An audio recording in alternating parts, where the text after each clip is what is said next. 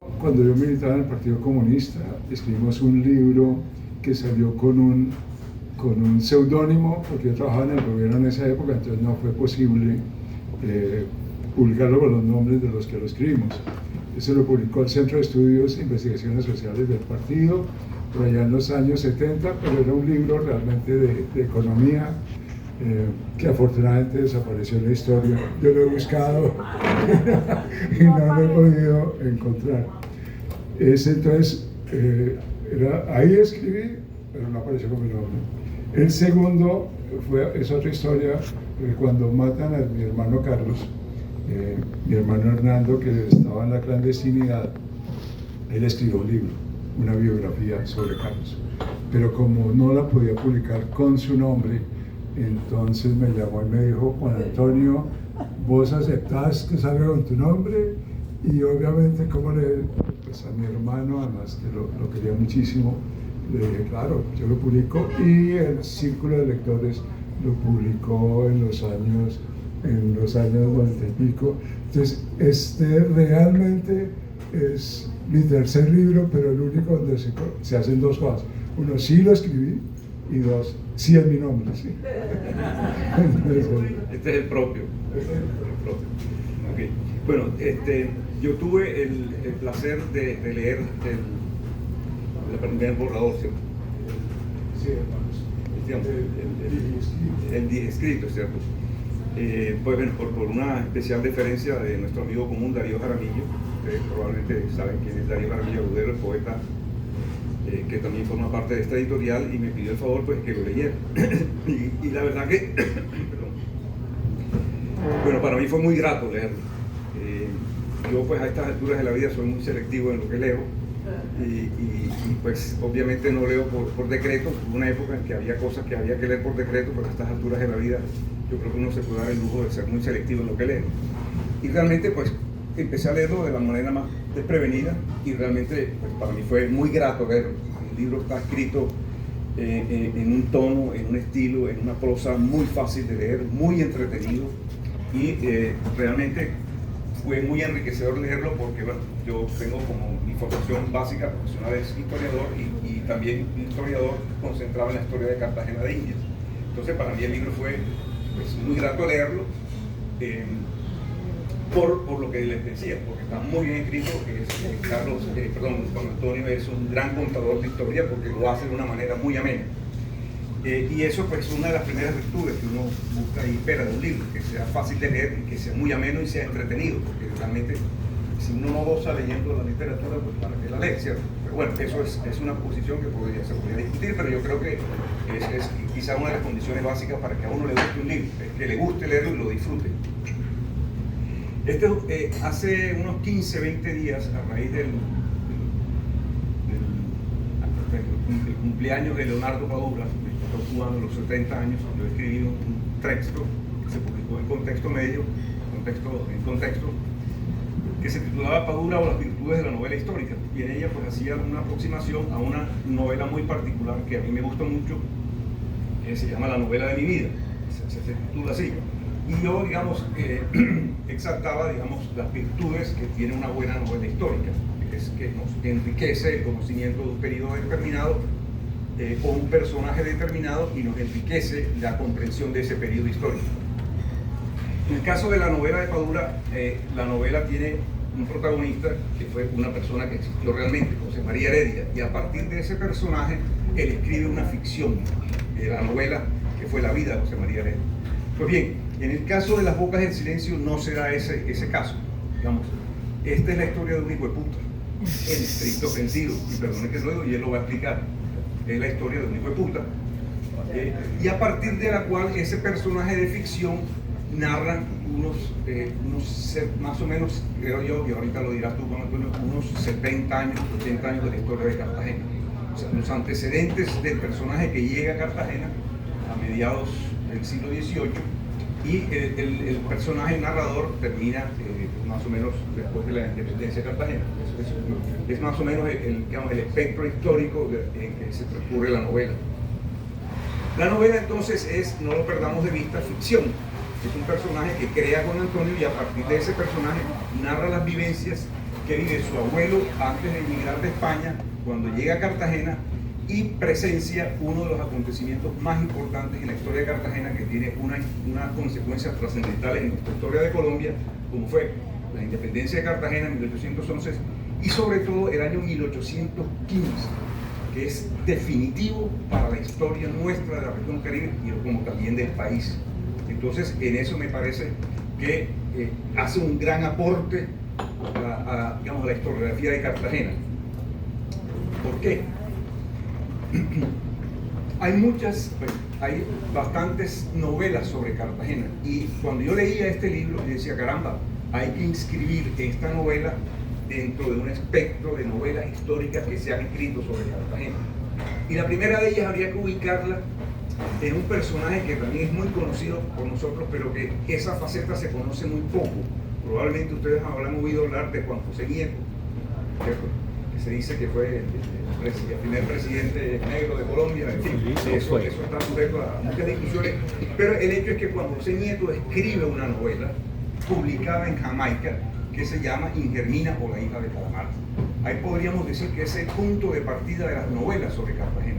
Y ese periodo de la historia que coge Ingermina es el periodo inicial de Cartagena, el Calamarí, cuando se llamaba Calamarí, y narra pues el siglo XVI, a partir de una historia de cómo los indígenas tuvieron el encuentro con el español. Después uno podría citar Del amor y otros demonios, de García Márquez, extraordinaria novela, siglo XVII, todos conocemos pues la obra de García Márquez. García Márquez va a volver sobre Cartagena, la Cartagena del proceso de independencia en el general en su laberinto. Y después la gran novela del siglo XIX de Cartagena, que es El amor en los tiempos del cólera. Correcto. Pero volvamos a la Cartagena colonial. Después aparecen, no sé, independientemente del año en que salen publicados, Los cortejos del diablo y La tejedora de coronas, de Germán Espinosa. Grandes novelas, ¿cierto?, que toman el siglo XVI, el tema de la Inquisición, el tema de la toma de Cartagena por el barón de Poitiers, ¿cierto?, la gran novela de Germán Espinosa, que es La tejedora de coronas, finales del XVII, comienzos del XVIII, y después podríamos ubicar entre esas grandes novelas La ceiba de la memoria, de Roberto Burgos Cantor. O sea, ahí tenemos unas novelas que hablan sobre la historia de Cartagena. Hay otras novelas menores, pero que hay que inscribir definitivamente en esa tradición de novelas históricas de Cartagena. Hay una que no la he visto reseñada muy poco, y creo que muy poco se conoció en el país. Yo la compré en España y curiosamente que trata mucho sobre Cartagena, siglo XVI, siglo XVII, Calamarí, de Emilio Ruiz Barrachina. Una novela gruesa, bastante bien documentada, muy bien escrita, tiene algunos errores garrafales, pero se deja leer y trata la Cartagena del siglo XVII. Hace poquito me encontré con una novela también que narra Cartagena, finales del XVIII, está también bastante bien escrita y termina, como va a terminar esta novela en parte, en Tunja, pero la parte correspondiente a Cartagena está muy bien escrita, se llama Terra Nova, de Andrés Rivera. Y otra que también me encontré, Piratas, de Alberto Vázquez Figueroa. Entonces uno podría decir, bueno, Las bocas del silencio podríamos meterla dentro, digamos, de esa evolución de las novelas históricas sobre Cartagena. Aquí tiene la virtud, Juan Antonio, y vamos a comenzar por la forma, ¿cierto? El tono y el estilo. El tono y el estilo es muy importante en una novela, y más en una novela histórica, para situar el lenguaje de la época y captar, digamos, el espíritu de la época. Y Juan Antonio lo hace de una manera magistral, es decir, el español que se utilizaba, los modismos, el tono coloquial de un español de finales del siglo XVIII y ya en la Cartagena del siglo XIX es bien interesante. Entonces, pues ya un poquito para entrar en materia, Juan Antonio, ¿qué te inspira esta novela? ¿Cómo llegas tú a este tema? Y también cómo llegas a ese tono y ese estilo que la hace muy amena de leer. Bueno, primero que todo agradecerte por haberla leído. Además la leído de una manera, he tratado de buscar la foto. Yo se la mandé por electrónico. Correo. y Gustavo la imprimió, y no solamente la imprimió, sino que le hizo una carátula, ¿sí? Y mandó una foto de él, pues con una carátula, ya por él, claro, no es esta carátula, pero una carátula que él hizo, y eso se lo agradecí muchísimo. Esta novela empieza porque nosotros nos vamos a vivir a Cartagena. Es decir, Ana Marta y yo hace 7 años decidimos irnos de Bogotá por el frío, por el trancón, por todas las cosas, y nos vinimos a vivir a Cartagena. Y en Cartagena yo descubrí 2 cosas. Una, que me gustaba la historia, pues digamos, siempre me gustó la historia, pero aquí empecé seriamente a leer sobre historia de Cartagena. Y 2, empecé a escribir. Y esas 2 cosas, además de una cosa que nos inventamos con Ana Marta, unas cenas con historia que hacíamos todos los jueves, donde yo ponía un tema y Ana Marta se inventaba el menú. Invitábamos a una gente, pagando eso sí, nos invitábamos a esas reuniones, y eso me obligó a estudiar mucho la historia de Cartagena. Yo no sé exactamente cómo nació, ya no me acuerdo, pero hace 4 años, en el 2021, le empecé a decir a un amigo mío, Jorge Molina, publicista, que ya murió, que yo quería escribir una novela, y que había escrito 2 páginas, y se las mandé a él, ¿sí? Y él me devolvió, me escribió después un WhatsApp y me dice: Juan Antonio, me gustó mucho lo que escribiste, tanto que creo que has perdido miserablemente todo lo anterior de tu vida, ¿sí? Y me gustó tanto que ya estoy listo para leer las 961 páginas que faltan, ¿sí? Y son las 2 páginas con que empieza la novela, que si querés la leer, lo leo rápidamente para ver por qué Gustavo dice que es la historia de un hijo de puta. Y esto está, es decir, esto no cae, primera parte solamente voy a leer el primer párrafo. Dice: nací, según contó mi abuelo, en una casa de Jimaní, un 1 de enero del año de 1800, de madre puta y de padre desconocido. No me lo dijo con bronca, tampoco con rencor.